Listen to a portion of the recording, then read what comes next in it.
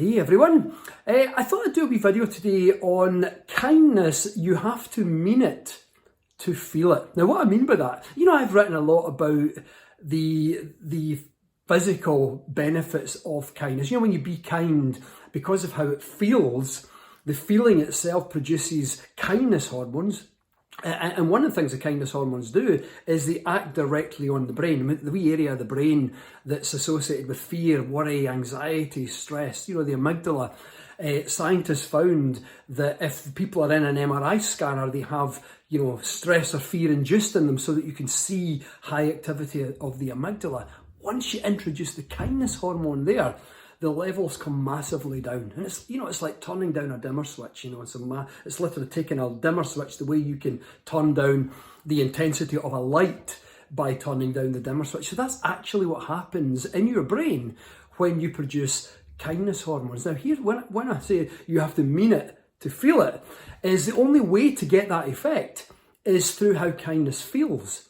And the only way to get the feeling associated with kindness, that warm sense of, it feels nice, you feel warm or connected. Well, the only way to get that feeling is if you actually mean it. Now, if you try to do an act of kindness just because you think you should, or you feel like, whether it's guilt or because it's expected of you, then you don't really get that benefit.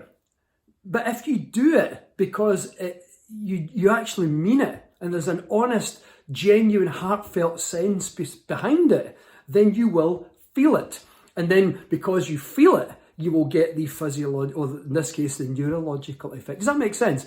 So if you do an act of kindness because it's the right thing to do and you mean it, then you will feel it. You will feel the effects. And because you feel the effects, you will get the neurological and the physiological effects. I call this nature's catch-22. And nature's catch-22 is like you can't get the benefit, you can't get a side effect of kindness unless you actually mean it. I talk about side effect. My book, the 5 side effects of kindness, is all about the physical side and psychological, neurological side effects of kindness. But you can't, nature's catch-22 is you can't get the side effects unless you actually mean it. So you've literally got to mean it, because if you mean it, you'll feel it. And if you feel it, you'll get the production of kindness hormones, which act on the brain. They also act on your blood vessels, the immune system. They actually fiddle about with your cells and help to even slow down some of the aging process. So in a sense, the only way to get a benefit from an act of kindness, this is what nature's catch-22 tells us, the only way to get a benefit is not to try to get the benefit. You've literally, if you try to get the benefit, you're never going to get it because you're not going to feel it, because part of you is invested in getting the benefit from it.